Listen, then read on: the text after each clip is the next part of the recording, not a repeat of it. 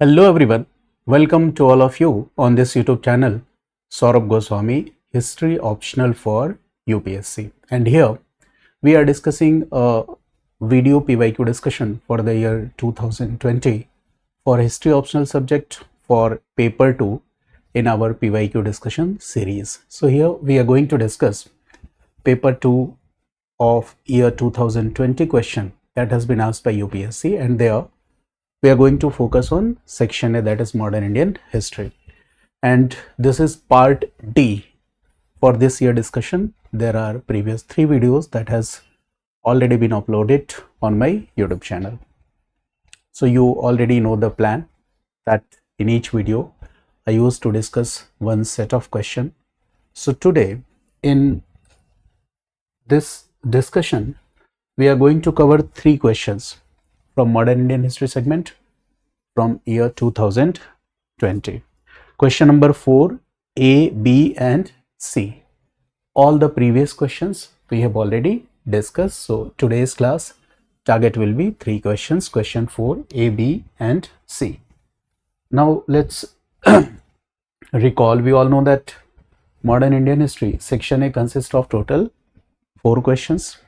First is compulsory, and in first question there are 5 10 marker question.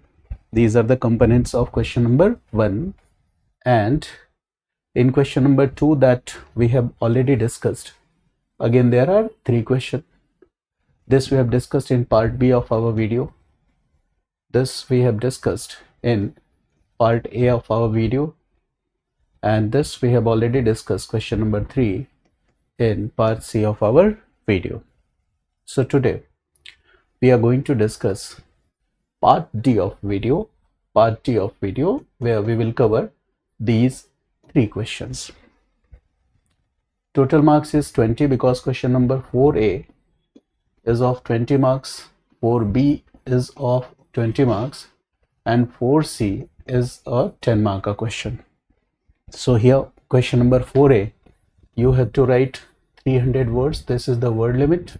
Again question number 4B, the word limit is 300 word, and question number 4C, the word limit is 150 word. So we have to be very careful while writing answer in our mains examination. We should try our best, we should practice writing answer so that we could present the answer in the prescribed word limit. This will be a marks fetching idea. Okay, don't cross word limits. If possible, it means that plus minus 20, okay, you can do, because you cannot count always. So it means that even if you finish answer in 270, 280 words, 250 words, that's okay. But in rare cases you can go for 330, 40 words, but don't bring it to 400 or 500 words. Okay, so this will have a negative impact on your marking, so you will have to be very careful. So previous questions we have already discussed. So let's have an idea about question number 1, A, B and C. What are the themes here that has been selected by UPSC?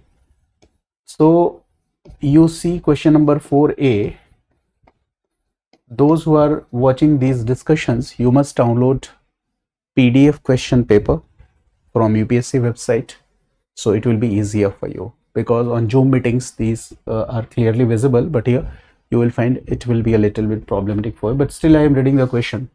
Question number 4A, the theme is related to Gandhi. Question number 4B, the theme is related to Sino-India or Indo-China relations. And question number 4C, the theme is related to organization and reorganization of states after independence. And all these 3 themes are the most popular themes. All of you are familiar with these 3 themes. When I will discuss the answer with you, you will find that even the general studies students, they are familiar with 80% of the content that I will discuss with you. Okay, so these are 3 themes. Question number 4A is asking that In the divided and contested space of Indian politics, Gandhi could claim for himself a centrist position because he alienated neither and tactically combined the goal of the moderates with the means of extremists discussed. This is question number 4A. Question number 4B is saying that after Indian independence, India-China relations started on a high note, but during the course of the coming years, India had to face a bitter experience due to Chinese aggression. Elaborate. Question number C is asking that, this is a statement, the reorganization of the states on the basis of language was a major aspect of national consolidation and integration. Comment. So these are 3 questions that we have to discuss today. So I'm coming to the question and their answers, and today I have introduced a change, and the change is in previous questions I have discussed one format of the answer, and that is what? How to write answer in comprehensive manner, paragraph format.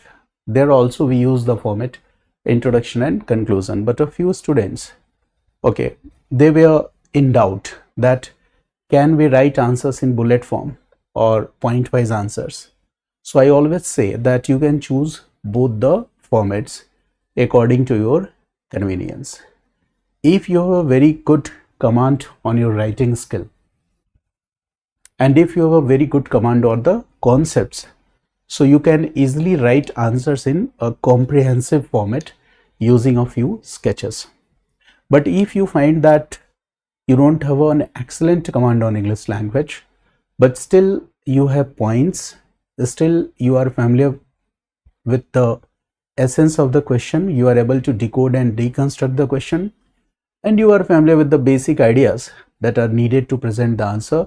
So in that case, after writing introduction, in main body you can include those basic points, whatever you understand, or linkages in bullet format or point wise format. So from today we will discuss answers in 2 formats. One is model number 1 is comprehensive answer, how to write, and model number 2 we will also discuss that how to write answers in the bullet format. So this will make you more expert in your writing skills. So obviously the time will increase, the time taken for this discussion will increase if we will discuss 2 models. Along with these 2 models, we are also discussing the theme, we are also analyzing the theme. So again it will take time. So my classes are obviously a little bit longer than a general pattern of the classes that you will see in coaching institutes or YouTube. But believe me, trust me, you watch these videos carefully, have question bank or question paper in your hand, and do practice writing answers, and you will be excellent in answer writing, because we are also discussing the theme all together. So let's start the discussion. So here, question number 4A, it is 20 marker question, plus we have to write it in 300 words. I am reading this question in Hindi also. This question says that भारतीय राजनीति के विभाजित और विवादास्पद क्षेत्र में गांधी जी अपने लिए एक मध्यवर्ती स्थिति का दावा कर सके। यानी यहां पे बात हो रही है भारतीय राजनीति के विभाजित और विवादास्पद क्षेत्र की।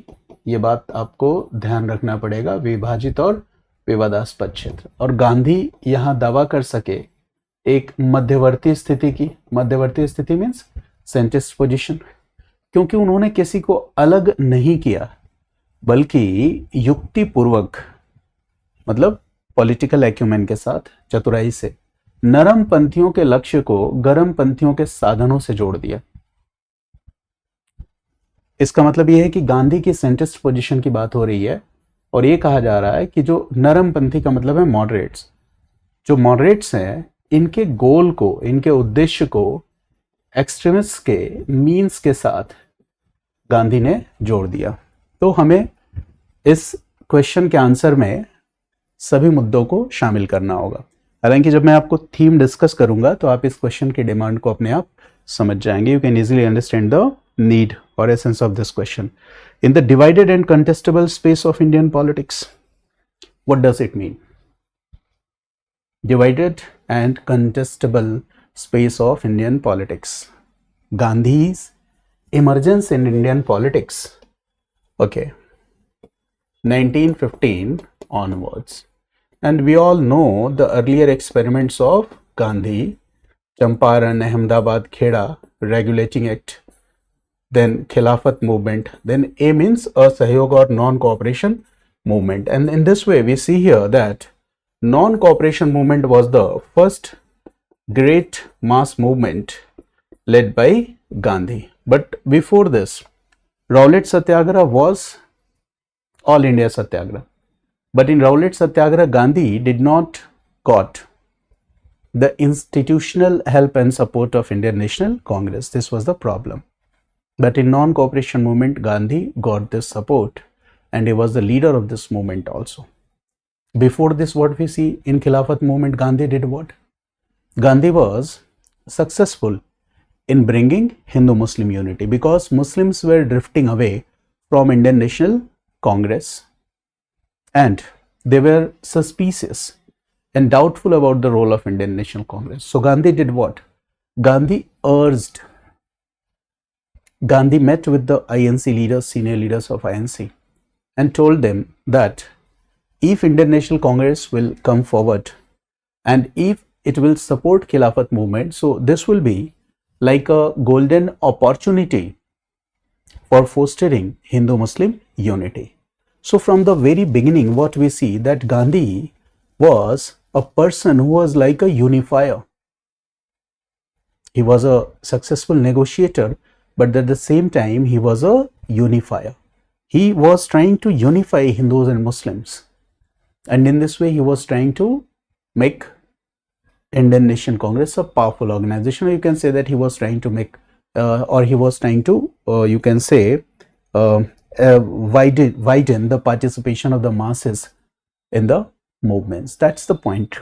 But before this, there is also one development that we need to relate. And what is that development? We all know that initial phase of Indian National Congress, these are the backgrounds to understand this question, and I am discussing only this because you already are familiar with whatever I am discussing in theme analysis.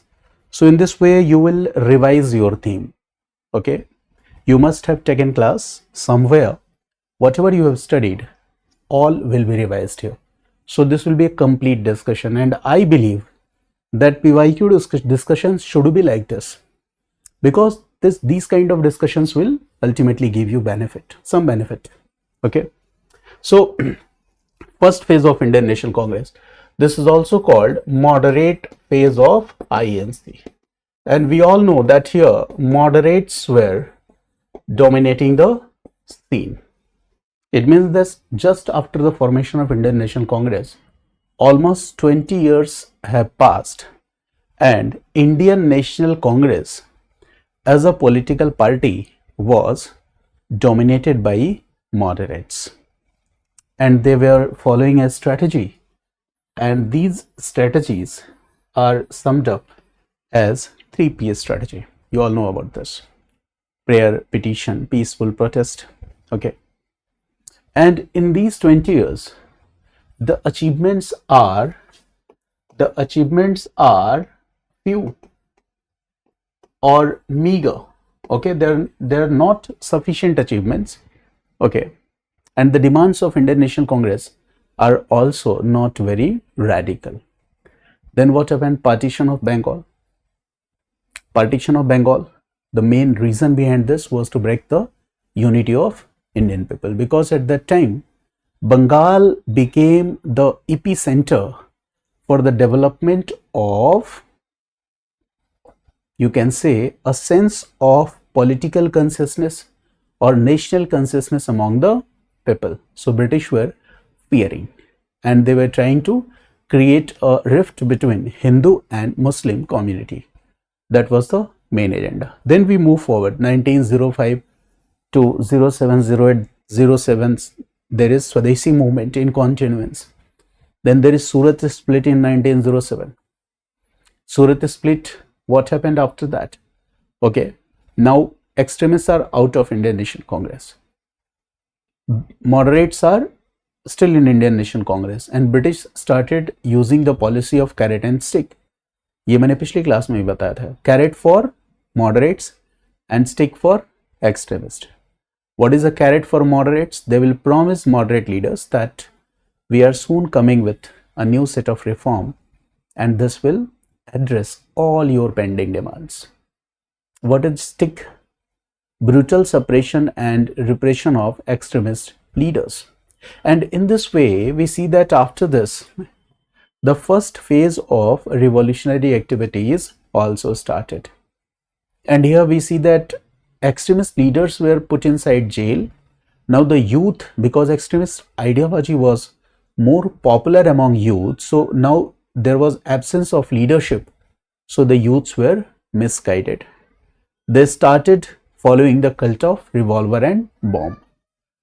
Ultimately, this will create what?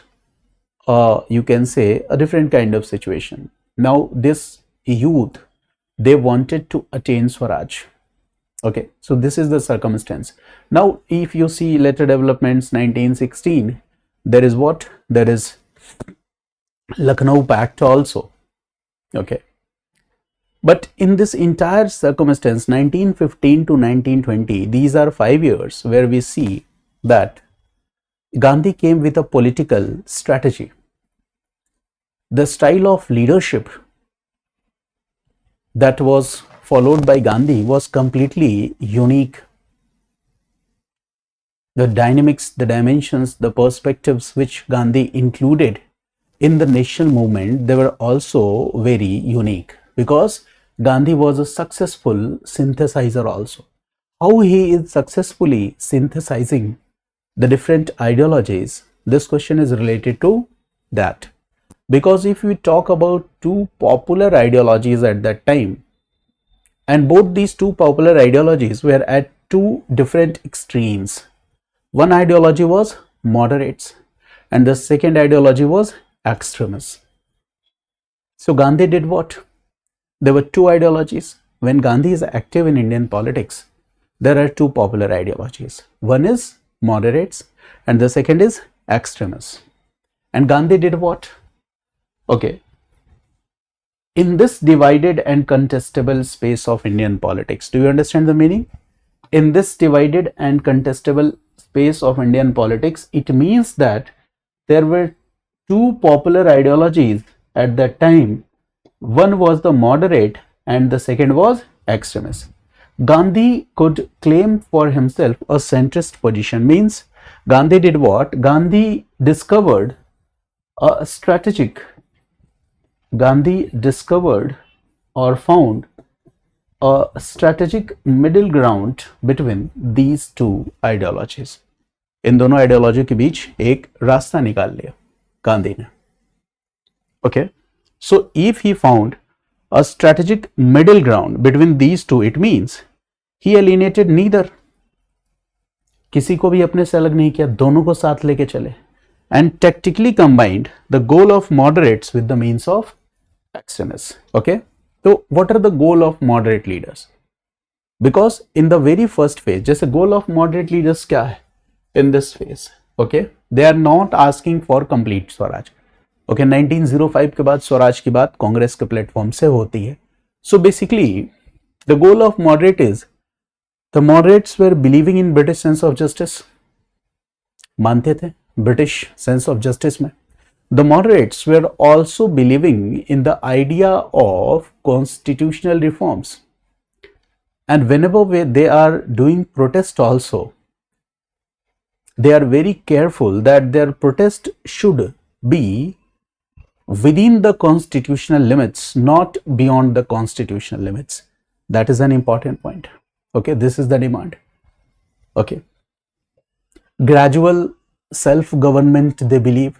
They believe that British government should give Indians participation in administration, political participation, bring reforms, laws, administration, all this thing. Extremists believe in mass mobilization techniques. Extremists believe in the idea of boycott. Extremists believe in radical promotion of Swadeshi goods among Indian people. Extremists believe in the idea of passive resistance. So before Gandhi, these ideas like mass mobilization, boycott, Swadeshi, passive resistance, they were already in practice. Sometimes the students think that all these were originally introduced by Gandhi first time in Indian politics. So it is incorrect. In Swadeshi movement, what we see, boycott as a strategy was used. Promotion of Swadeshi goods as a strategy was used. In Swadeshi movement, mass mobilization techniques were used. In Swadeshi movement, passive resistance were used. So all this were used. But what Gandhi did? Gandhi did what? Gandhi introduced the idea of ahimsa and satyagraha, non-violence and satyagraha. This was introduced by Gandhi. Okay, and Gandhi did what? By his, you can say, by his skill, by his political acumen, he did what? He, by his tactical flexibility, okay, it means that the means that were adopted by extremists, now these means were corrected, or you can say that they will be made more disciplined by the use of ahimsa and satyagraha. जैसे मास mobilisation है, सो अहिंसा and सत्याग्रह जोड़ दिया जाएगा इससे, boycott, स्वदेशी, passive resistance. So all these now will be guided with the idea of ahimsa and satyagraha. Okay, so this is the meaning. The goal of moderates now combined with the methods of the extremists, दोनों को मिला दिया. अच्छा, क्या था? Extremist क्या चाहते थे? स्वराज जल्दी से जल्दी मिले. What was the political objective of non-cooperation movement? Non-cooperation movement का political objective क्या था? Swaraj within 1 year. अच्छा, इस political objective को देखकर जो यूथ हैं जिनमें एक्सट्रीमिस्ट आइडियोलॉजी पॉपुलर है, क्या वो खुश हो जाएंगे? हाँ, वो खुश हो जाएंगे. स्वराज विद इन ईयर, उनको लग रहा है कि 1 साल के अंदर हमें स्वराज मिल जाएगा. तो जो पॉलिटिकल ऑब्जेक्टिव था गांधी के फर्स्ट ग्रेट मास मूवमेंट का, वो कैसे गाइडेड हो रहा है? That is guided by extremist ideology, उससे गाइडेड हो रहा है. बट वो मास मोबिलाइजेशन में हिंसा, सत्याग्रह और तमाम ऐसी चीजों को गांधी ने क्या किया? जोड़ दिया. तो when we see first mass movement, when we see first mass movement, non-cooperation movement, so there we see that Gandhi was like a unifier. Gandhi was like a unifier. Why I am saying that Gandhi was like a unifier? Because when non-cooperation movement started, when the first mass mobilization, when the first great mass movement of Gandhi started, first phase of revolutionary activities were stopped. The youth came in support of Gandhi and they thought that this great mass movement, NCM, non-cooperation movement, will be able to realize the goal of political freedom of India. So, पहले great mass movement ने, गांधी ने ये दिखाया कि गांधी एक unifier भी हैं जिन्होंने इंडियन नेशनलिज्म को डेमोक्रेटाइज कर दिया है, यूनिफाई कर दिया है. मॉडरेट्स और एक्सट्रीमिस्ट दोनों को साथ लेके आए, किसी को अलग थलग नहीं किया है. मॉडरेट्स के गोल्स को एक्सट्रीमिस्ट के मेथड्स के साथ कंबाइन कर दिया. Some historians like Sumit Sarkar says that Gandhi was also a mediator. उनको मीडिएटर भी कहा. कुछ लोगों ने गांधी को इलीट नेगोशिएटर कहा. जब कैम्ब्रिज स्कूल ऑफ हिस्टोरियोग्राफी में हिस्टोरियंस जब गांधी के बारे में लिखते हैं तो गांधी की स्ट्रेटजी को वो एक नेगोशिएटिंग टेक्निक मानते हैं, गांधी को वो इलीट नेगोशिएटर भी मानते हैं. कहीं पर गांधी को कंट्रोलर भी कहा जाता है. सबल्टन जो फ्रॉम बिलो की बात करता है वो ये कहता है कि गांधी ने तो मास मूवमेंट्स को कंट्रोल किया, तो गांधी को कंट्रोलर भी कहा कुछ लोगों ने. गांधी को मॉडर्न हिस्टोरियोग्राफी में पॉलिटिकल इनोवेटर भी कहा जाता है. So Gandhi was not only a unifier, he was also a mediator. he was also a negotiator, he was also a controller, he was also a political innovator, according to the different history writing. So Gandhi, when he took the leadership, we see that the nationalist politics was already fragmented, already divided. There was moderate extremist divide. And Gandhi did what? Gandhi introduced a synthesis. Okay, that is an important point. So Gandhi's leadership emerged at a time when the nationalist movement was politically fragmented. There were ideological divisions between moderates and extremists. And in this background, we can see that Gandhi occupied a centrist position. इसी background में, इसी theme background में हम ये कहते हैं कि गांधी ने क्या किया? एक सेंट्रिस्ट पोजीशन ऑक्यूपाई किया। मॉडरेट्स के गोल्स को एक्सट्रीमिस्ट के मेथड्स के साथ लाके मैच कर दिया। जैसे इंडियन नेशनल कांग्रेस के प्लेटफॉर्म से स्वराज पे बहस शुरू हो जाएगी 2005 के बाद, तो जो मॉडरेट का गोल है, सॉरी 2005 में बोल गया, 1905, मॉडरेट का गोल है वो स्वराज है, बट एक्सट्रीमिस्ट की जो मेथड्स है, बायकॉट, मास एजिटेशन, पैसिव रेसिस्टेंस, तो स्वराज विद इन 1 ईयर इस गोल को अटेन करने के लिए गांधी ने क्या किया? एक्सट्रीमिस्ट के मेथड्स को यूज कर लिया। और इनोवेशन उसमें क्या है? इनोवेशन है नॉन वायलेंस, अहिंसा और सत्याग्रह। मास पॉलिटिक्स तो पहले से भी था, मास मोबिलाइजेशन तो पहले से भी था, बट उसमें इनोवेशन क्या है? What is the innovation? Innovation is non violence and Satyagraha, mass politics that is guided by the idea of ahimsa and satyagraha. And the practical example of such kind of movements are NCM, non-cooperation movement. The practical example of such kind of movements is civil disobedience movement. Gandhi's earlier experiments like Champaran और खेड़ा, इसमें भी काफी हद तक इसको हम relate कर सकते हैं. So that is the point. Okay. So I hope that you have got an idea about the theme and background of this question. Now you can understand the question. Again I am repeating the question, reading the question, then we will discuss the answer. Again I am reading the question. अब आपको लगेगा कि हाँ question थोड़ा थोड़ा आप समझ पा रहे हो, ठीक है। ये थोड़ा सा बहुत क्लियर नहीं होता, बट मैं बोल रहा हूँ तो उससे आपको समझ में आ रहा होगा।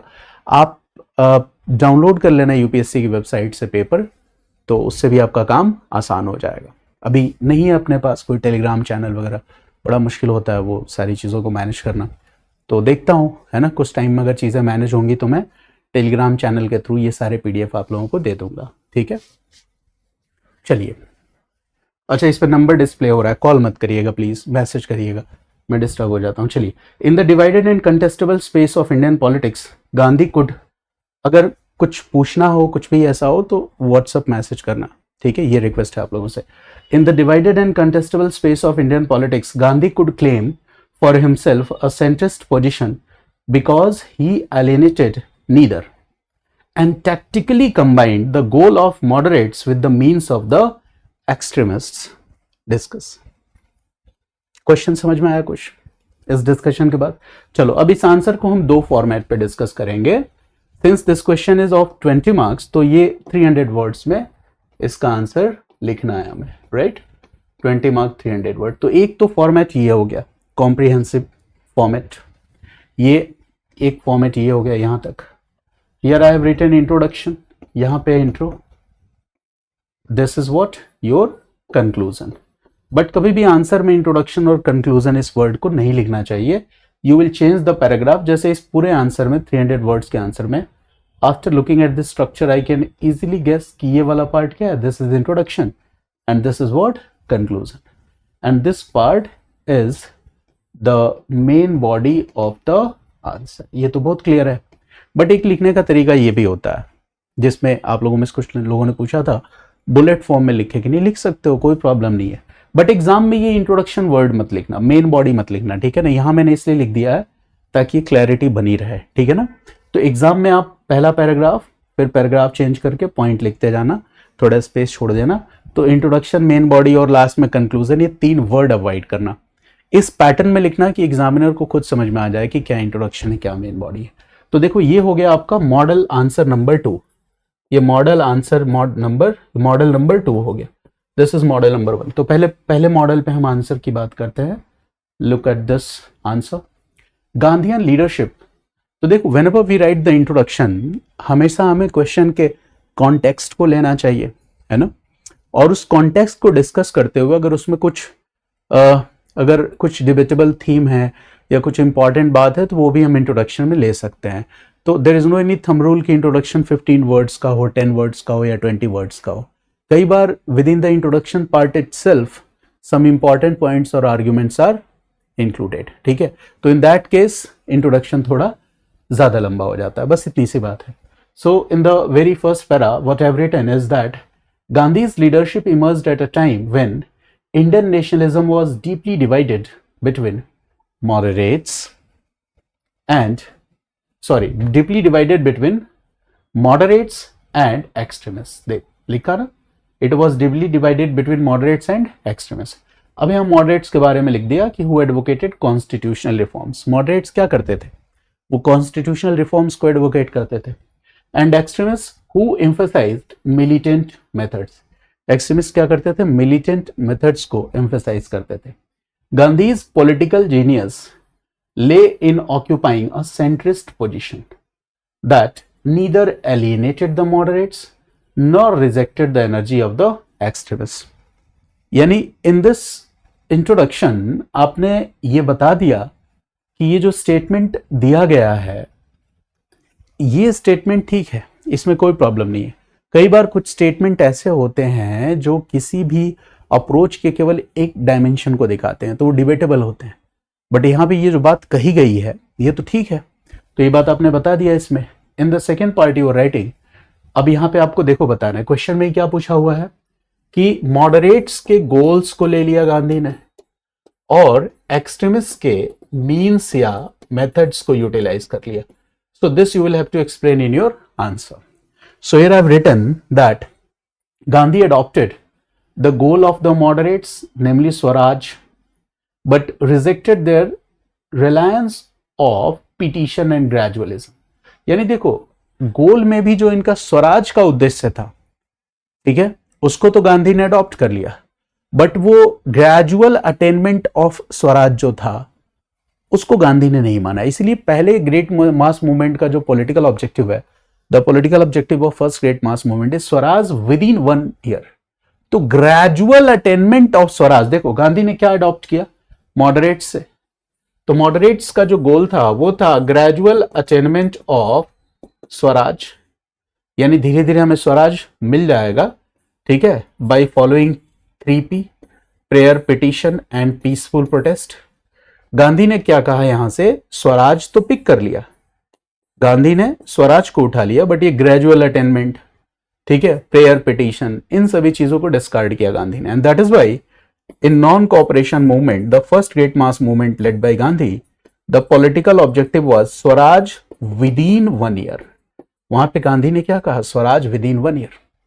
ये बात आप समझ गए। अब in his strategy Gandhi did what, Gandhi also incorporated the methods of extremist. जैसे कौन कौन से मेथड्स को अपनाया, like boycott, swadeshi and mass mobilisation. लेकिन देखो boycott, swadeshi and mass mobilisation, methods of extremist, boycott, swadeshi and mass mobilisation. But इन सबको क्या किया, डिसिप्लिन बनाया, इन सबके साथ जोड़ दिया satyagraha and ahimsa, satyagraha and non violence. So in this way this is a new innovation, that means or methods of extremists has been taken and it has been innovated. Okay, तो ये एक नया innovation हो गया. This is a synthesis and it created a new idiom of politics.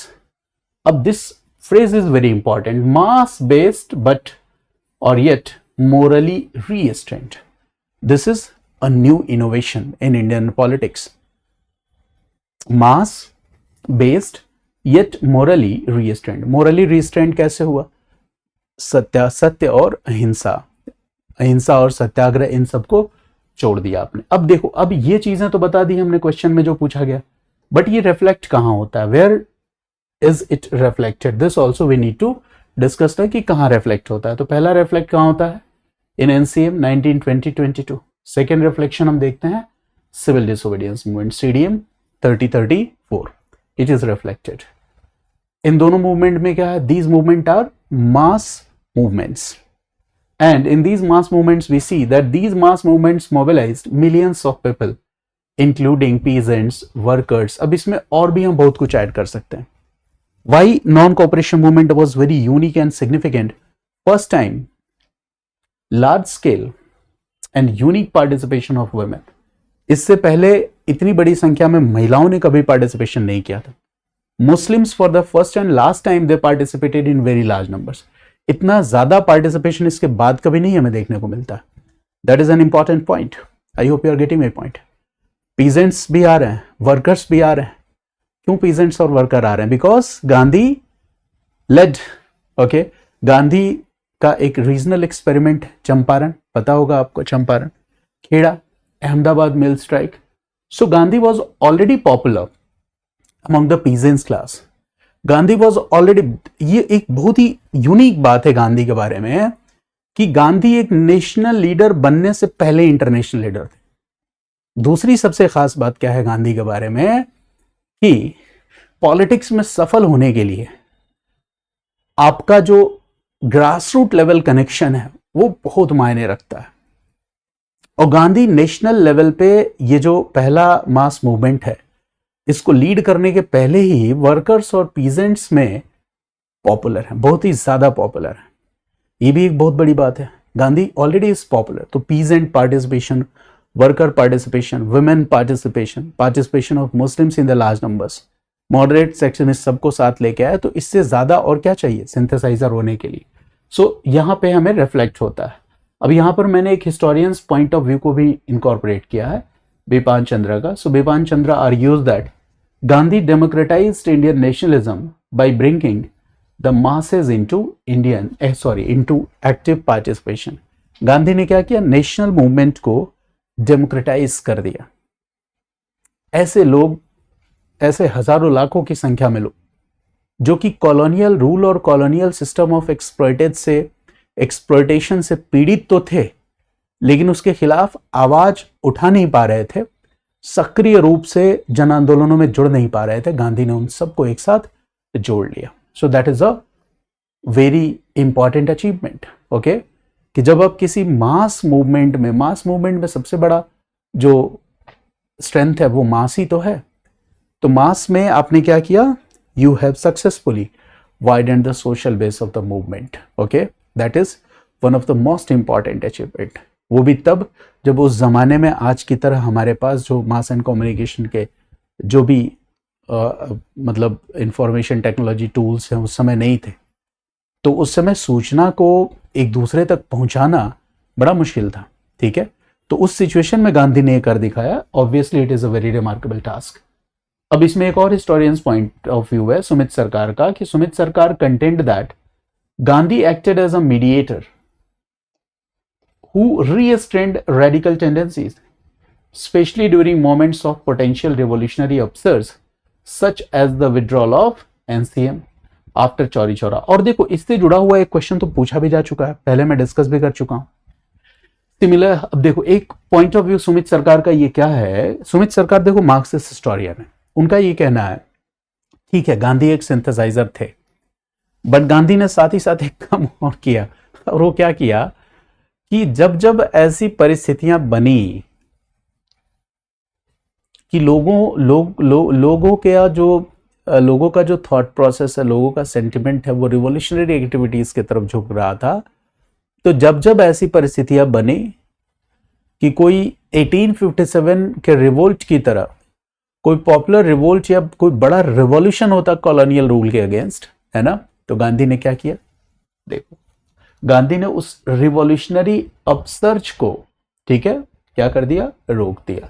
Radical tendencies को रोक दिया काफी हद तक, ठीक है, क्योंकि ऐसी संभावना थी कि पोटेंशियल रिवॉल्यूशन, कोई ऐसी क्रांति, कोई ऐसा आंदोलन हो सकता है, बट गांधी ने उसको रोका। जैसे देखो कैसे सुमित सरकार इस बात को कह रहे हैं कि लोगों को मन में गुस्सा था, वो किसी क्रांति या किसी आंदोलन की शक्ल ले सकता था, उन्होंने कहा देखो, नॉन कोऑपरेशन मूवमेंट जब चल रहा था तो चौरी चौरा जैसी एक घटना हुई जिसमें भीड़ नाराज थी, गुस्से में थी।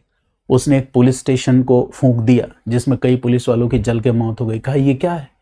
कहा ये उसी का स्पार्क है कि वहीं से हो सकता है कि कोई बड़ा आंदोलन पैदा हो सकता था, रेडिकल रिवॉल्यूशन पैदा हो सकता था। बट गांधी ने क्या किया? सडन विड्रॉल ऑफ एनसीएम, अचानक नॉन कोऑपरेशन मूवमेंट को रोक के वो जो पोटेंशियल रिवॉल्यूशनरी अपसर्ज की जो संभावना थी उसको सिरे से खारिज कर दिया। This is the opinion of Sumit सरकार। और सेम यही वाला स्टेटमेंट एक बार यूपीएससी ने क्वेश्चन के रूप में भी पूछा है। बट क्या ये बात हम पूरी तरह से इसको मान लेंगे सही है? नहीं।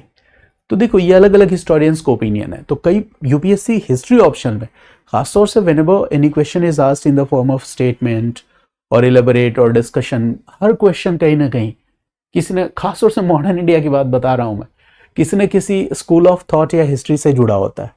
इसलिए मैं हमेशा ये कोशिश करता हूं कि जब भी क्लास में फाउंडेशन क्लास बता रहा हूं तो हर टॉपिक में कुछ ना कुछ आपको हिस्टोरियोग्राफिकल इंसाइट्स बताऊं, क्योंकि वो जान जाने के बाद क्वेश्चन को डिकोड करना, डिकंस्ट्रक्ट करना बड़ा आसान हो जाएगा। अदरवाइज बिल्कुल वही हो गया कि हमें निशाना लगाना है और किसी ने हमारे आंख में पट्टी बांध दी और हम निशाना लगा रहे हैं, तो कहीं भी लग सकता है ना। ठीक है, तो एक एक्यूरेट आंसर राइटिंग हिस्ट्री में तभी पॉसिबल है, खासतौर से जब हम मॉडर्न इंडियन हिस्ट्री को लिख रहे हो, कि जब थोड़ी हमें हिस्टोरियोग्राफिकल इंसाइट्स की समझ हो। खैर आगे बढ़ते हैं। Despite these critics, Gandhi's centrist strategy ensured the broad based unity of nationalist movement. यानी जो भी हो, बट गांधी की ये जो स्ट्रेटजी थी सेंट्रिस्ट, इस सेंट्रिस्ट स्ट्रेटजी की वजह से जो नेशनल मूवमेंट है इसमें यूनिटी या एकता बड़े पैमाने पर स्थापित हुई। And it prevented any kind of fragmentation, यानी कि लोगों को डिसयूनाइट होने से या मासेस के फ्रेगमेंट होने से लोग अलग थलग पड़ जाएंगे, तो हम कैसे लड़ पाएंगे कॉलोनियल अथॉरिटी से। तो गांधी का एक सबसे बड़ा जो अचीवमेंट है वो यही है कि सेंट्रिस्ट होकर उन्होंने क्या किया, किसी भी तरह के फ्रेगमेंटेशन की जो संभावना थी, the potentiality, you can say that the possibilities of any kind of fragmentation, okay, or divide or disunity among the masses, Gandhi successfully prevented it by having the centrist position. तो ये centrist position इस मायने में भी बेहतर है। His ability to balance competing ideological strands allowed the Congress to emerge as a truly nationalist organization. यानी this is Gandhi's ability to balance competing ideological strands. Competing ideological strands कौन से हैं अभी? तो फिलहाल मॉडरेट्स और एक्सट्रीमिस्ट। ठीक है, कंक्लूजन में हमने लिखा गांधीज सेंट्रिज्म और centrist strategy was not passive moderation but an active and tactical synthesis which enabled the Indian national movement to combine moral legitimacy with political effectiveness. This is the point. तो इतनी बात आपको समझ में आई। और जरूरी नहीं कि अब आंसर का रट्टा मारना है कि यही वर्ड लिखना है, नहीं। थॉट और आइडिया आपके दिमाग में हो, वर्ड्स सिंपल भी आप लिख सकते हैं अपनी बातों को, ठीक है, अपने शब्दों में लिख सकते हैं, ठीक है। अब अलग अलग लोगों की राइटिंग स्किल, वर्ड्स पे कमांड, ये अलग अलग होता है, ठीक है। तो किसी की इंग्लिश बहुत अच्छी है तो वो थोड़ा ज़्यादा अच्छा लिखेगा। आप उसी बात को सिंपलिस्टिक अपने वर्ड्स में लिखोगे तो रट्टा नहीं मारना। You have to understand the concept, concept को समझना है। हाँ, कीवर्ड्स पे पकड़ जरूर बनानी है। जैसे अब पैसिव रेसिस्टेंस ये वर्ड है, आपको याद होना चाहिए। सिंथेसाइजर आपको याद होना चाहिए। सेंट्रिस्ट पोजीशन आपको याद होना चाहिए। रिवॉल्यूशनरी अपसर्ज आपको याद होना चाहिए। तो any optional whatever you are reading, any module of GS whatever you are reading, what is important is a good command over the keywords। और keywords पे कमांड होने के बाद ही आप बुलेट फॉर्म में भी आंसर लिख सकते हो। इसी क्वेश्चन का दूसरा आंसर का मॉडल ये है। तो देखते हैं इस मॉडल में क्या है। मॉडल में इंट्रोडक्शन, ये model number 2, if you want to write it in bullet format. तो इंट्रोडक्शन में पॉइंट मत बनाना, इसको कंप्लीट पैराग्राफ में लिखना। Gandhian leadership emerged and divisions between moderates and emerged amid, it means between divisions between moderates and extremists in Indian nationalism। तो यहाँ पे you can easily prevent writing complete sentences। complete sentence लिखने से हम बच जाते हैं। इससे क्या होता है, हम ज्यादा से ज्यादा बात को आसानी से कह सकते हैं अपने आंसर में, right. Mahatma Gandhi occupied a centrist position balancing both stands, चाहो तो यहाँ पे M and A लिख दो। Synthesis of moderate and extremist approaches, Gandhi adopted moderate goal of swaraj but rejected petitions and gradualism. बताया था आपको कि स्वराज को अडॉप्ट कर लिया बट पिटिशन और ग्रेजुअलिज्म जो था, है ना, ग्रेजुअल अटेनमेंट ऑफ स्वराज, तो ग्रेजुअल अटेनमेंट को हटा दिया, कहा भाई अपने को तो स्वराज पे दिन 1 ईयर ही चाहिए। Second point, Gandhi incorporated extremist methods boycott swadeshi mobilisation. Gandhi ने क्या किया, ट्रांसफॉर्म देम, और यू कैन से कि morally restrained these methods by ahimsa and satyagraha. Gandhi created a new idiom, mass based yet morally disciplined politics. जैसे मोरली रिस्ट्रेंड, मोरली डिसिप्लिन्ड आप लिख दो, कोई फर्क नहीं है। इसका प्रैक्टिकल एप्लीकेशन कहाँ देखने को मिलता है, ये मैंने प्रैक्टिकल एप्लीकेशन लिख दिया ताकि आप समझ जाओ एनसीएम और सीडीएम में।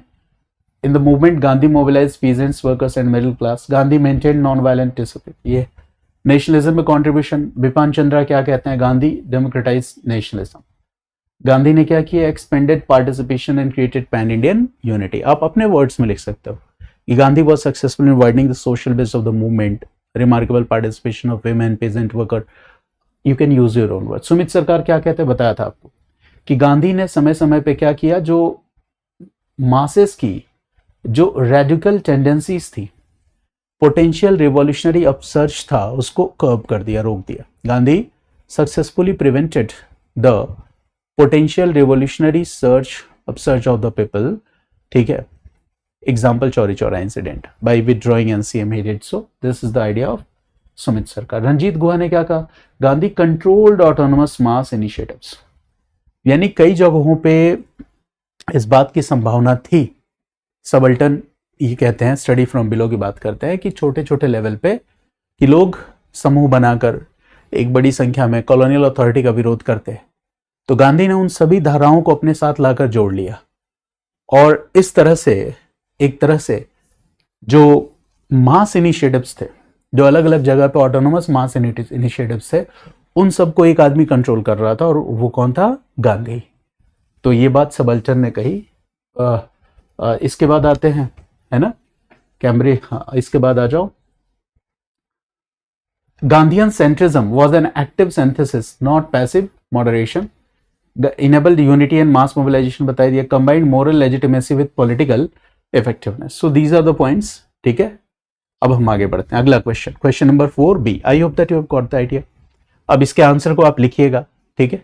देखो, पीवाईक्यू डिस्कशन की क्लास को सुनने का मतलब होता है कि आप डिस्कशन से जो कीवर्ड्स की एलिमेंट्स हैं, बैठ के उसको आप नोट डाउन करते जाओ, क्वेश्चन देखो, फिर आंसर को लिखने की कोशिश करो, और कोशिश करो कि per day minimum 2 to 3 answers you must write gradually, धीरे धीरे लिखना है इसको, ठीक है। ऐसा नहीं कि मेंस एग्जाम आने के 1 महीने पहले ही आपको आंसर राइटिंग करनी है, no, you have to write answer daily, 2 or 3 answers from your optional subject daily. But whenever you are writing answers, आपकी कोशिश ये भी रहनी चाहिए कि वो क्वेश्चन जिस थीम से है, एटलीस्ट वो थीम्स भी आप रिवाइज कर लो सेम डे में। It means if you have practised 3 questions, तो obviously these questions are related to some themes, so you will also revise the themes, okay. So in this way, gradually a time will come when you will develop a very good command on your optional subject. Okay, so you can follow this strategy. Now question number 4B. ये 4B जो है, ये भी 20 marks का है, plus 20 marks means we have to write how many words? 300 words. ठीक है, but question को देखते हैं क्या है. After independence, India-China relations. The question is related to Sino-India or India-China relations. तो कह रहा है कि आफ्टर इंडियन इंडिपेंडेंस, भारतीय स्वतंत्रता के बाद, India China relation started on a high note. Bharat और चीन के साथ जो संबंध हैं, ये बहुत ही गर्मजोशी से शुरू हुए। They started on a high note, but during the course of the coming years, लेकिन आने वाले सालों में India had to face a bitter experience due to Chinese aggression. आने वाले सालों में जो इंडिया का अनुभव है, एक्सपीरियंस है, वो अच्छा नहीं रहा। क्यों अच्छा नहीं रहा? क्योंकि भारत और चीन के बीच युद्ध हुआ चाइनीज एग्रेशन की वजह से। तो इलेबोरेट करिए, यानी इसमें जो बातें बताई गई हैं, ठीक है, इन्हीं घटनाओं को आपको इलेबोरेट करना है। You have to explain these events की कैसे कैसे क्या हुआ था, बैकग्राउंड इवेंट्स वगैरह भी थोड़ा बताना है आपको। Now this theme is one of the most easiest theme, यार भी पढ़ते हो ना, इंडिया चाइना रिलेशन, सब यूएस वगैरह, तो इंडिया चाइना के बारे में जो बहुत बेसिक इंफॉर्मेशन है वो यहाँ है, but this is history optional question, not IR question. तो थोड़ा लिखते वक्त आपको क्या करना है, हिस्टोरियोग्राफिकल पर्सपेक्टिव्स को भी इंक्लूड करना है। This you will have to incorporate the historical perspectives also while writing the answer of this question. ठीक है, Indo-China relation. Now, what are the basic facts and informations? After independence, you must have read about Indo-China relation. पढ़ा होगा ना आपने India China relations के बारे में, क्या क्या बेसिक चीजें आपने पढ़ी हैं थीम एनालिसिस में, एक बार उसको हम लोग एक बार रिकॉल करते हैं, then I will come to the answer. ठीक है, इंडिया की डिप्लोमेसी, इंडियाज डिप्लोमेटिक हिस्ट्री भी आपने पढ़ी होगी कि आफ्टर इंडिपेंडेंस इंडिया की फॉरेन पॉलिसी कैसी थी, what was the foreign policy of India after independence, because India as an independent state, the independence of India came at the cost of partition. Bharat आजाद तो हुआ लेकिन उसकी कीमत क्या थी, विभाजन। तो एक तो विभाजन जैसे ही होगा तो इंडिया और पाकिस्तान के बीच कई सारे प्रॉब्लम्स हो जाएंगे, जिसमें बॉर्डर डिस्प्यूट्स भी होगा। इसके अलावा हम देखते हैं कि we were fighting with imperialism and colonialism. China was also fighting with the same imperialist forces. We were also fighting with the imperialist forces. It means that in the phase of decolonization, we see the colonies were getting freedom or independence. So we also got independence. Okay. So we see that India and China both were sharing the same past historical experiences, दोनों का अनुभव लगभग एक जैसा था। तो colonialism को लेके जो स्टैंड है इंडिया का और चाइना का, दोनों क्या होगा, सेम होगा, यानी कि anti colonial stand, anti imperialist stand. India का भी यही स्टैंड है, चाइना का भी यही स्टैंड है, एंटी कॉलोनियल और anti imperialist stand after independence. देखो एक एक बात को मैं बता रहा हूं, फिर लास्ट में आंसर बताऊंगा, बहुत आसान है। दूसरी चीज आपको समझना है कि decolonisation in Asia, world history में आप पढ़ोगे इसको, डीकोलोनाइजेशन इन अफ्रीका, ये दो चैप्टर्स ही हैं आपके। तो डीकोलोनाइजेशन इन एशिया, तो एशिया में बहुत सारे ऐसे देश थे जिनको मेजर यूरोपियन पावर्स ने अपनी कॉलोनी बना रखा था, जैसे इंडिया को ब्रिटेन ने अपनी कॉलोनी बना रखा था। तो in this decolonisation phase the countries of Asia which were now free, they were also supporting the freedom for the other countries who were still colonies, and they were talking about Asian unity, okay, as a whole. सब बात कर रहे थे किस चीज की, Asian unity की। And in these circumstances, since we were exploited, so a newly independent country will largely focus where? The first priority should be what? Increasing food production, increasing manufacturing capability, creating sources of job and employment, developing infrastructure, fighting with poverty. So these are the basic, it means that social infrastructure is more important, physical infrastructure is more important, war infrastructure, military expenditure शुरू में ये जितना कम रहे उतना ज़्यादा अच्छा है, क्योंकि हम कहीं और फोकस कर पाएंगे। तो वॉर एक्सपेंडिचर कम कैसे रहेगा, मिलिट्री एक्सपेंडिचर कम कैसे रहेगा, जब हमारी फॉरेन पॉलिसी कैसी होगी, पीसफुल पॉलिसी होगी। यानी जो भी हमारी डिप्लोमेटिक पास्ट डिप्लोमेटिक हिस्ट्री है उसमें अगर हम इस बात पे एम्फेसाइज करें, if we emphasise on this thing that we will promote peaceful coexistence. Peaceful coexistence means हम लड़ाई झगड़े में नहीं उलझने वाले हैं, हमारा पूरा का पूरा ध्यान कहाँ होगा, we will be completely focused on the social and economic development of our country. ये है हमारा ऑब्जेक्टिव। तो हुआ क्या कि China was also sharing the same thoughts, India was also sharing the same thought. China and India both where having the same experiences. तो हम दोनों एक ही बात कह रहे हैं, हम दोनों का अनुभव एक जैसा रहा है, तो क्या इस बात की संभावना है कि एक सॉलिडेरिटी होगी? वो सॉलिडेरिटी होगी। तो जब वो सॉलिडेरिटी होगी तो in this context, in post independence India, we see a slogan became very popular. एक नारा बहुत ही लोकप्रिय हुआ। And what was that slogan? The slogan was हिंदी चीनी भाई भाई। This was the slogan which became very popular. Okay. Now, in our foreign policy, you will find that a Panchsheel agreement was signed 1954. Panchsheel. Panchsheel simply means what? 5 principles. Sheel means principles. Panchsheel. Panch means 5. 5 principles. Panchsheel agreement is for what? Panchsheel agreement was articulated in order to promote peace by promoting the idea of peaceful coexistence. शांति बनी रहे, दोनों देश एक साथ सह अस्तित्व कर सकें, कोएग्जिस्ट कर सकें पीसफुल शांतिप्रिय तरीके से. So for this Panchsheel agreement was introduced. Okay, तो इसमें जो 5 प्रिंसिपल्स थे, the first principle was mutual respect for each others territory, territorial integrity and sovereignty. यानी कि इंडिया और चाइना दोनों both will have mutual respect. Mutual का मतलब ये होता है कि इंडिया चाइना की रेस्पेक्ट करेगा, चाइना इंडिया की करेगा. Mutual respect for what? Territorial integrity and sovereignty. दोनों एक दूसरे की टेरिटोरियल इंटीग्रिटी, क्षेत्रीय अखंडता और संप्रभुता, सॉवरेनिटी, इसको क्या करेंगे? रेस्पेक्ट करेंगे.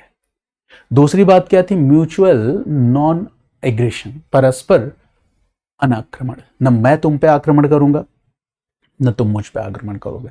हम दोनों कोई एग्रेसिव बिहेवियर नहीं दिखाएंगे. तीसरी बात क्या थी? Mutual non interference in each others internal matters और अफेयर्स. एक देश दूसरे देश के आंतरिक मामले में किसी भी तरह की दखल अंदाजी नहीं करेगा. The fourth agreement was both the countries will work for mutual benefit. Both the countries will work to promote equality. दोनों देश समानता बढ़ाना, एक दूसरे के परस्पर लाभ को बढ़ाने के लिए काम करेंगे, इस तरह की बात थी. एंड द फिफ्थ वाज, इन सबको अगर हम करेंगे तो obviously the outcome will be peaceful coexistence, शांतिपूर्ण सहअस्तित्व. So these were the 5 principles. तो इंडिया चाइना रिलेशंस के बेस में है पंचशील. ओके, बट इसके बाद भी इंडिया और चाइना के बीच में वॉर हुआ 1962, आपको पता है. बट ऐसा नहीं कि वॉर हुआ तो, हाँ वॉर 1962 में हुआ, बट ये जो डिस्प्यूट्स हैं तमाम तरह की, ये बहुत पहले से शुरू हो गई थी. The dispute started much earlier. Dispute तो बहुत पहले से शुरू हो गई थी. अब डिस्प्यूट कहाँ से शुरू है इंडिया और चाइना के बीच में, कब से शुरू है, ये इस पे थोड़ी सी हम बात कर लेते हैं कि डिस्प्यूट कब से शुरू है, कैसे. तो देखो, एक जो इंडिया और चाइना रिलेशन में एक मैटर जो उभर के आएगा, and that is also very important, that is Tibet. Tibet का मुद्दा. तिब्बत का मुद्दा भी आप जानते हो. देखो क्या है, 1962 में इंडिया चाइना के बीच में वॉर हुआ, लेकिन देखो इंडिया बिकेम फ्री 1947. 1949 में आपको चाइनीज रिवॉल्यूशन पता ही है. उसके ठीक बाद 1950 में जो पीपल्स लिबरेशन आर्मी है, PLA, वो तिब्बत में एंटर कर गई और उसने क्या किया कि तिब्बतन फोर्सेस को डिफीट किया. इसके बाद फिर अगले साल 1951 में फिर से पीपल्स लिबरेशन आर्मी तिब्बत में एंटर करती है और 17 पॉइंट एग्रीमेंट से तिब्बत को, है ना, मतलब एक तरह से फॉर्मली चाइना का हिस्सा बनाती है. इसके बाद फिर 1959 आते आते हम क्या देखते हैं कि वहां पे अपराइजिंग होता है, जिसको हम टिबेटन अपराइजिंग कहते हैं. उस अपराइजिंग को सप्रेस करके चाइना तिब्बत पर full political and military control establish कर लेता है और दलाई लामा इंडिया चले आते हैं. 1959 की बात है. तो देखो क्या है, 1950 से ही चाइना लगातार कोशिश कर रहा था तिब्बत को अक्वायर करने की।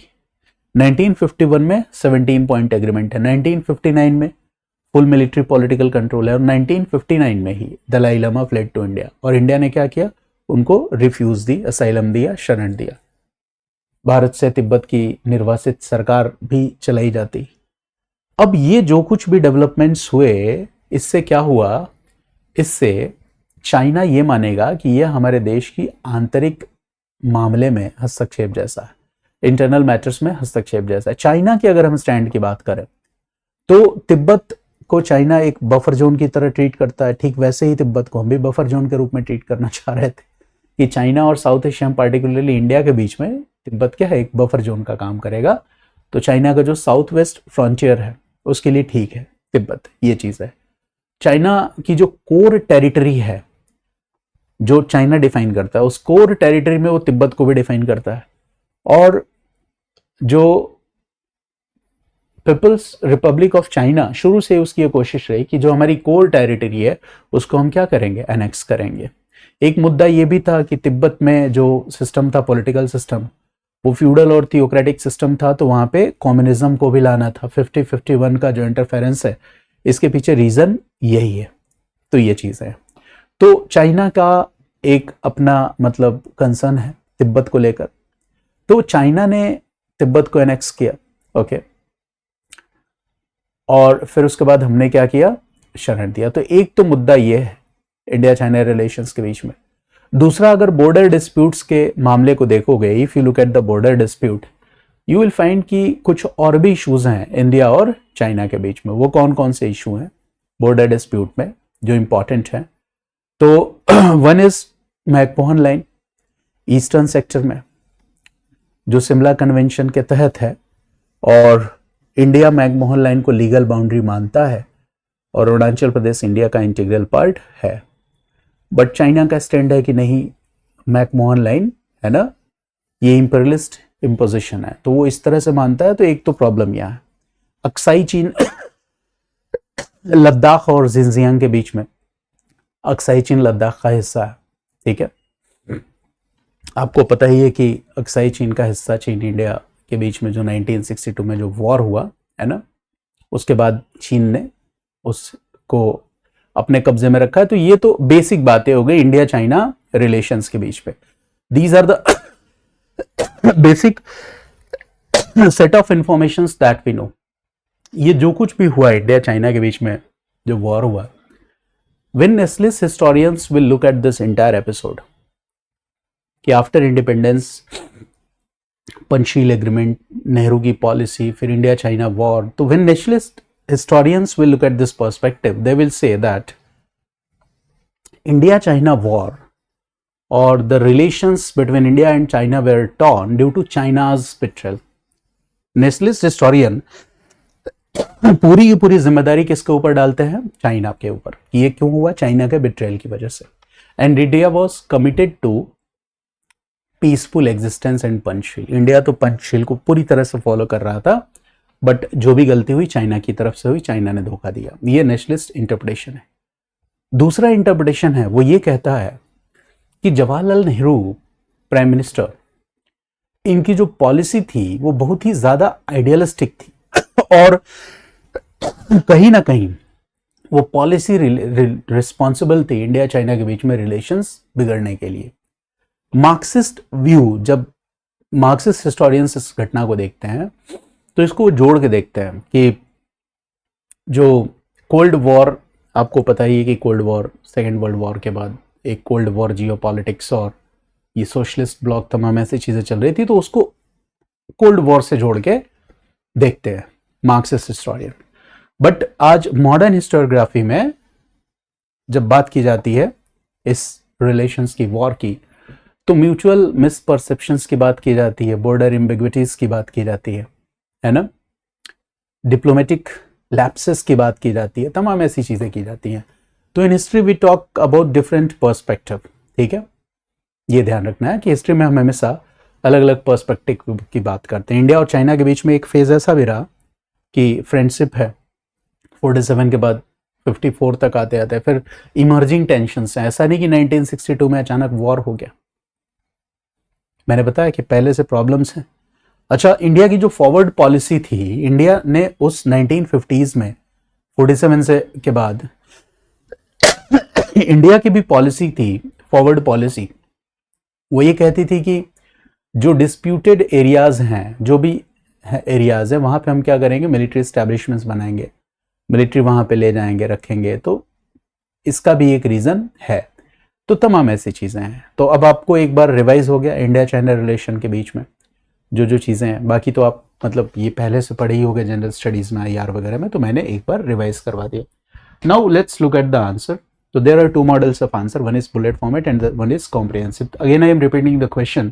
तो क्वेश्चन के एसेंस को थोड़ा आप समझ पाओगे।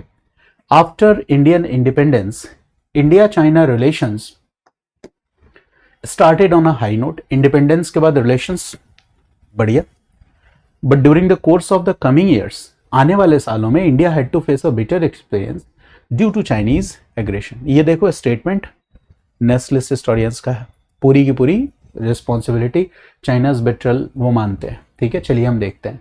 तो इट इज क्लियर ना, ये आपका पहला मॉडल हो गया आंसर का, ये दूसरा मॉडल हो गया जिसमें पॉइंट वाइज मैंने आंसर लिखा है। तो इसमें जो ये पार्ट होगा, दिस इज इंट्रोडक्शन, लिखना नहीं आपको introduction, this part is what, conclusion. You don't have to write introduction conclusion, but ये है, ये पार्ट क्या है आपका, main body of the answer. So let's discuss in the first para, that is introduction part. I have written that India-China relations after independence began with optimism rooted in anti-colonial solidarity. ठीक है, it means anti-colonial solidarity बता ही चुका हूं आपको, vision of Asian unity बता ही चुका हूं।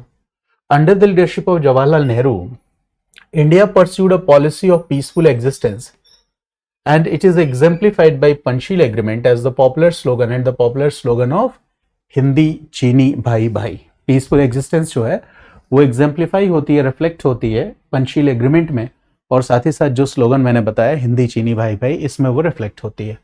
How were this initial बोनहोमी, अब यहाँ पे मतलब मैंने जानबूझ के लिख दिया ताकि आप समझ जाओ।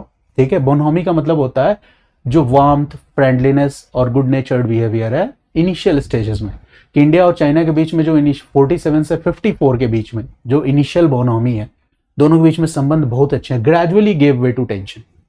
कैसे, तो बताया यहाँ पे कि Chinese annexation of Tibet in 1950, यहीं से प्रॉब्लम शुरू हुई। China wanted to replace a buffer zone with a direct frontier.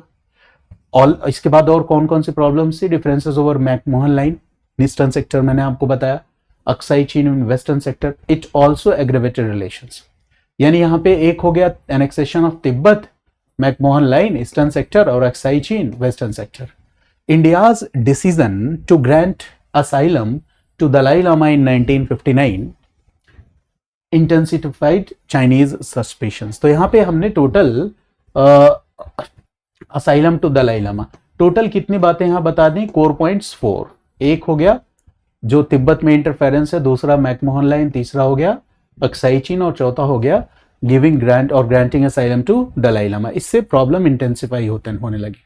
दूसरी तरफ अब ये देखो एक दूसरा पिक्चर भी है कि इंडिया की जो पॉलिसी है, इंडिया फॉरवर्ड पॉलिसी, तो फॉरवर्ड पॉलिसी क्या कर रही है, which aimed to assert territorial claims by establishing military post in disputed area. India क्या कर रहा है, military post in disputed areas, ये कर रहा है। China perceived this as a provocation, China इसको मानता है उकसावे की कार्रवाई, provocation. These developments culminated in the Sino India war 1962, where India suffered a decisive defeat, exposing its military unpreparedness and diplomatic miscalculations। हमने ये भी बताया इंडिया वॉज डिफीटेड, या हमने रीजन भी, इससे क्या हुआ, एक्सपोज हुआ, क्या, मिलिट्री अनप्रिपेरेडनेस, है ना। दूसरी चीज डिप्लोमेटिक मिसकैलकुलेशंस। अब देखो हिस्टोरियोग्राफिकल पर्सपेक्टिव भी बताया, क्योंकि ऑलरेडी ये 300 वर्ड्स में लिखने वाला आंसर है, तो हम हिस्टोरियोग्राफिकल पर्सपेक्टिव लाएंगे। तो नेस्लिस्ट हिस्टोरियंस क्या मानते हैं, मैंने बताया ना आपको कि वो क्या मानते हैं कि the conflict as a betrayal of India's peaceful intention, कि ये जो कॉन्फ्लिक्ट हुआ वो चाइना ने बिट्रे किया, ये इंडिया के पीसफुल इंटेंशंस का बिट्रेयल है। रिविजनिस्ट हिस्टोरियंस कहते हैं कि ये देखो ये ज्यादा बैलेंस्ड ओपिनियन है कि both sides contributed to escalation through mutual mistrust and strategic errors. ठीक है, ये चीज है। Some scholars highlight Nehru's idealism as limitation, ये भी बता दिया।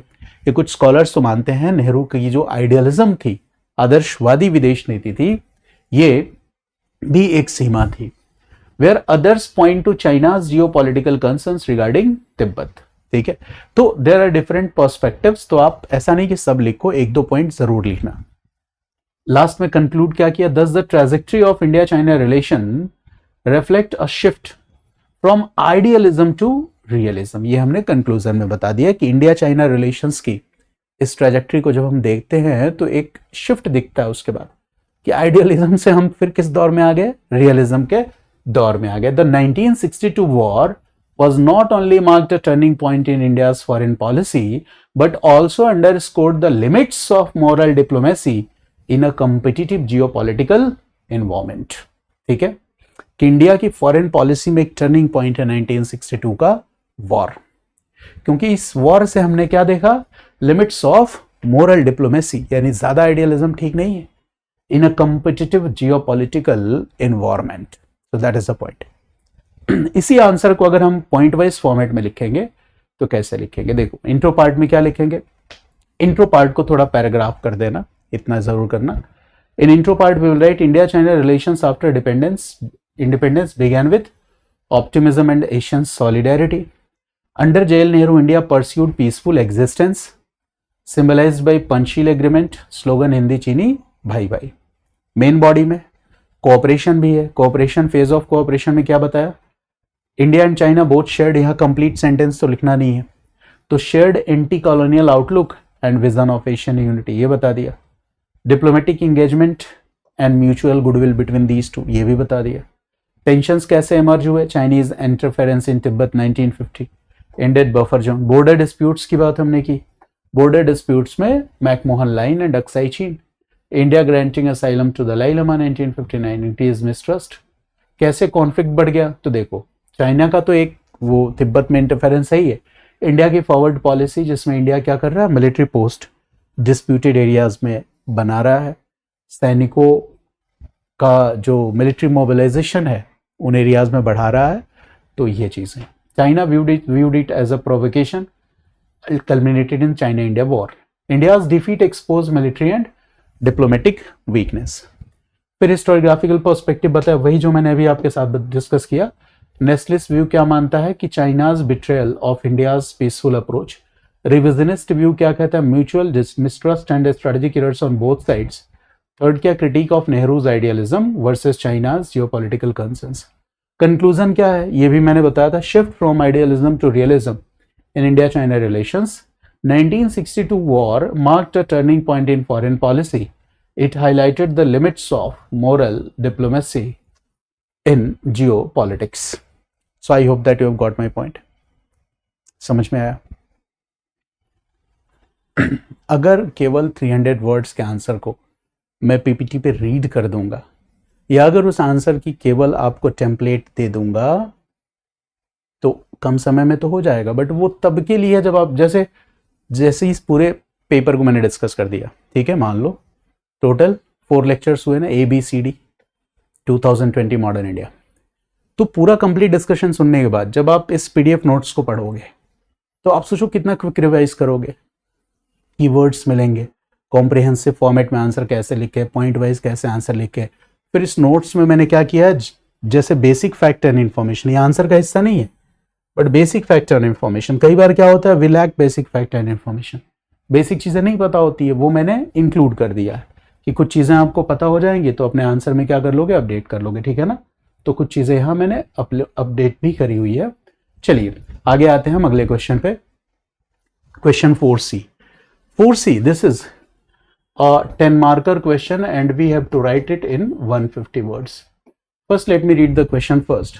So the question is, the reorganization of states on the basis of language was a major aspect of national consolidation and integration. Comment. The reorganization of states on the basis of language was a major aspect of national consolidation and integration, यानी भाषा के आधार पर राज्यों का पुनर्गठन, राष्ट्रीय सुदृढ़ीकरण national consolidation और राष्ट्रीय एकीकरण नेशनल इंटीग्रेशन का एक सबसे इंपॉर्टेंट पहलू था। यही हमें डिस्कस करना है। तो the question is related to the topic reorganization of states after independence after 1947। So this theme is a very important theme. आपने जीएस में भी पढ़ा होगा, पॉलिटी में भी पढ़ा होगा, हिस्ट्री में भी पढ़ा होगा। तो this theme is not a very difficult theme, this theme is a very easy theme. But before, देखो अब इस आंसर में भी ऐसा नहीं कि केवल हमें फैक्ट्स लिखना है, not like that. Historical perspectives हमें लिखने ही है अगर हम हिस्ट्री ऑप्शनल के आंसर को लिख रहे हैं। ये बात आपको ध्यान रखनी है। जैसे जो सेट ऑफ इंफॉर्मेशन आपके पास है वो क्या है, तो देखो आप सब जानते होंगे, आफ्टर इंडिपेंडेंस, आज़ादी मिलने के बाद जो इंडिया में जो स्टेट्स हैं इनका रीऑर्गेनाइजेशन कैसे हो, ये बड़ा ही डिबेटेबल टॉपिक था। This was a very debatable topic and for this government setup various commissions.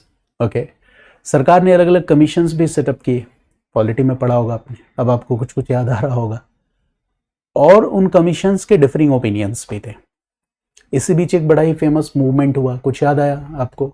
जैसे कमीशंस में आपने पढ़ा होगा, पॉलिटी में भी हिस्ट्री में भी, Dhar commission. The chairman of this commission was S K. Dhar, set up in 1948।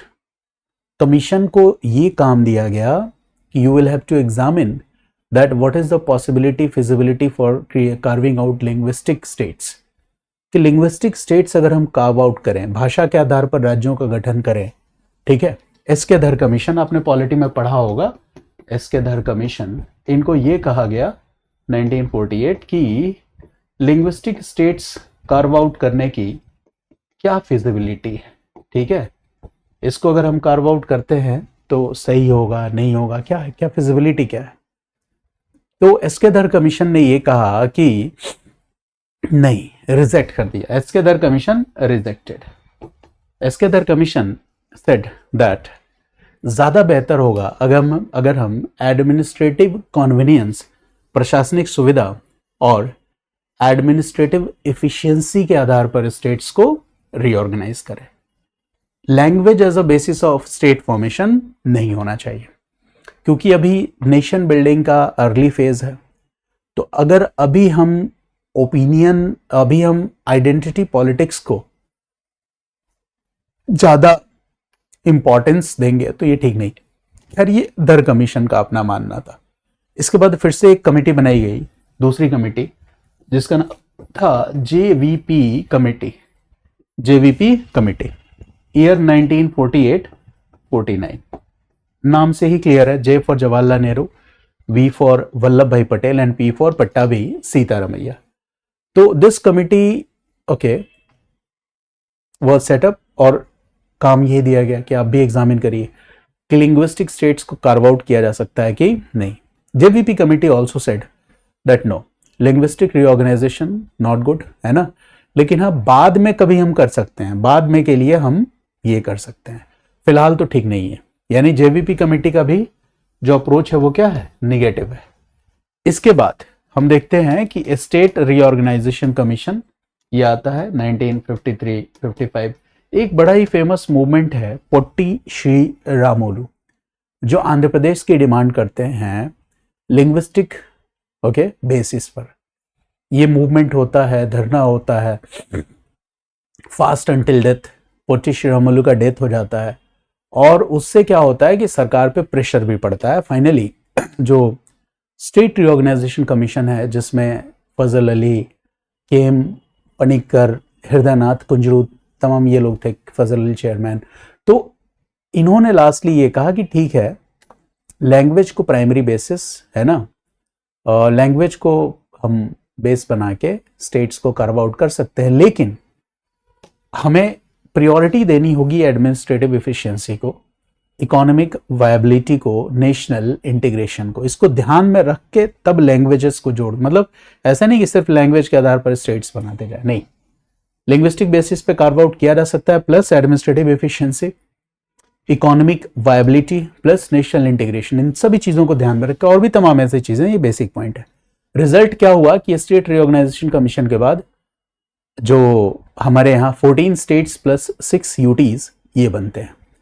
तो ये हमारे सामने आता है। अब देखो क्या है, अब सवाल ये है कि अब इस पे अलग अलग group of historians, school of historians, उनके अलग अलग perspective. For example nationalist view, nationalist historians वो क्या कहते हैं कि linguistic states strengthened democracy, languages को बेस बनाया, लैंग्वेज के साथ जो administrative efficiency, economic viability, national integration, इन सबको ध्यान में रख के जो डिसीजन लिया गया, ये डेमोक्रेसी को, लोकतंत्र को मजबूत बनाने वाला डिसीजन था, क्योंकि इससे जो स्टेट है उसकी आइडेंटिटी है ना, वहां के लोगों की लैंग्वेजेस, उसको ज्यादा रिकॉग्निशन मिल रहा है। एडमिनिस्ट्रेटिव, अब दूसरा ओपिनियन ये है कि पोस्ट पार्टीशन, देखो पोस्ट इंडिपेंडेंस का मतलब पोस्ट पार्टीशन भी है, आजादी के बाद मतलब विभाजन के बाद, ठीक है, जो पॉलिटिकल फ्रेजिलिटी थी, जो फ्रेजिलिटी था, उस माहौल में डिसीजन लेना ठीक था, ये चीज है।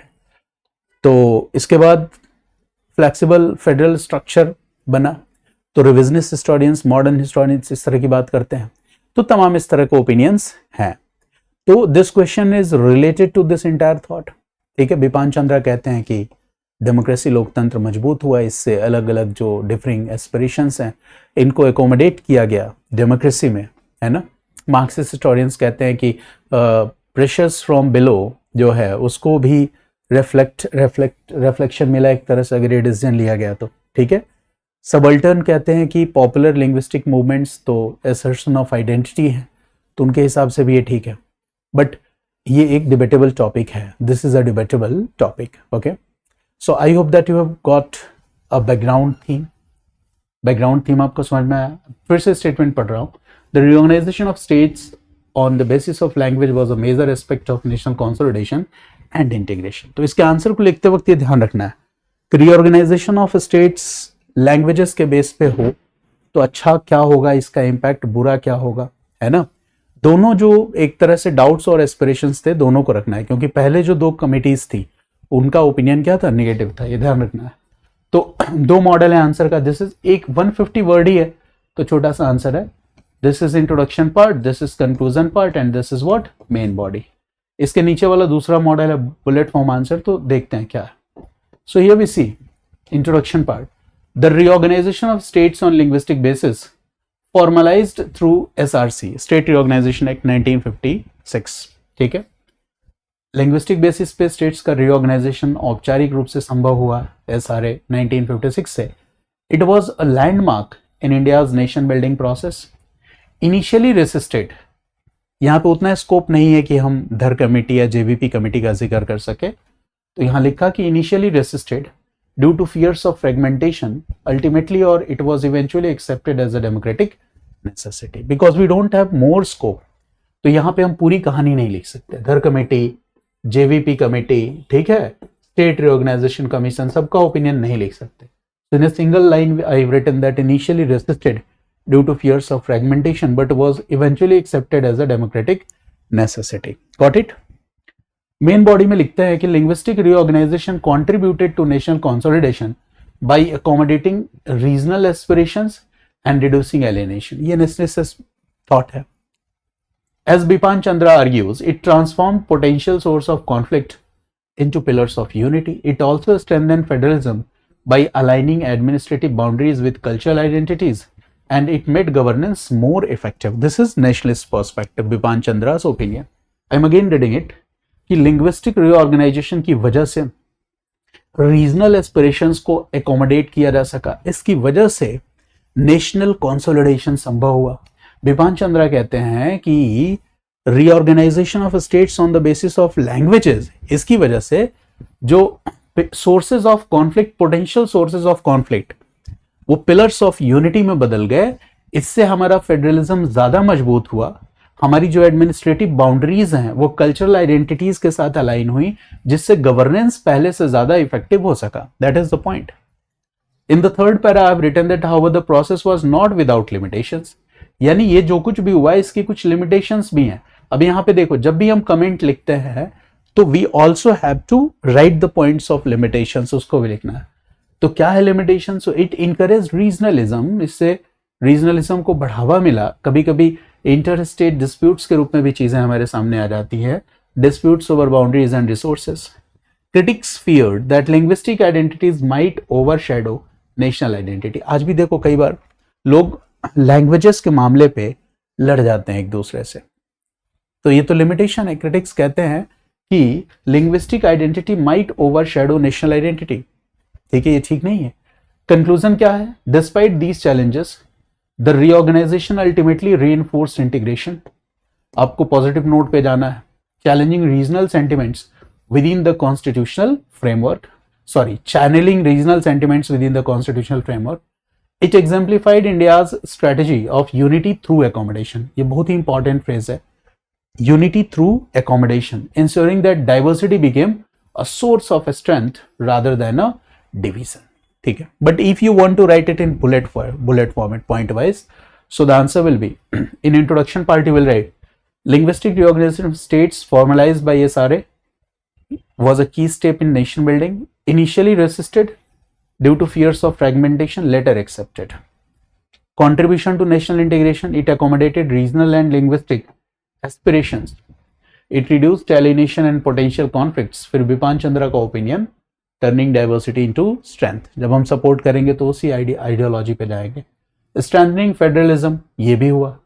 It aligned administrative boundaries with cultural identities. ये देखो, ये इंपॉर्टेंट फ्रेजेस है, इनको तो आपको रट्टा मार जाना चाहिए। Aligned administrative boundaries with cultural identities, कुछ कुछ पूरा सेंटेंस ही याद कर लिया करो, ये बहुत इंपॉर्टेंट है। Improved governance and administrative efficiency, ethics में भी लिखोगे, जीएस पेपर 2 पेपर 3 हर जगह यूज करोगे, तो इसको तो 2-4 मतलब याद करना, मतलब रीड इट मल्टीपल टाइम्स तो याद हो जाएगा आपको। लिमिटेशंस बता दिया। Rise of regionalism and identity politics, inter state disputes over boundaries and resources, concerns over weakening of national identity. फिर लास्ट में कंक्लूजन बता दिया है ना, ultimately reinforced unity, positive note पे जाएंगे है ना, through accommodation, integrated diversity with in constitutional framework and strengthened India's national consolidation. So today आपका जो पेपर है, पेपर 2 2020 का आज फिनिश हो गया। तो इसमें टोटल 4 वीडियोस थी, part A, B, C, D, जो हमारे यूट्यूब पे अपलोड हैं। हर पार्ट में मैंने एक कंप्लीट क्वेश्चन को डिस्कस किया है। पार्ट A में 5 क्वेश्चन है, क्वेश्चन नंबर 1, उसके 5 सब पार्ट्स जो है 10 मार्कर्स। क्वेश्चन नंबर 2 में भी 3 क्वेश्चन हैं, सेट ऑफ 3 क्वेश्चन, 3 में भी 3 क्वेश्चन, 4 में भी 3 क्वेश्चन।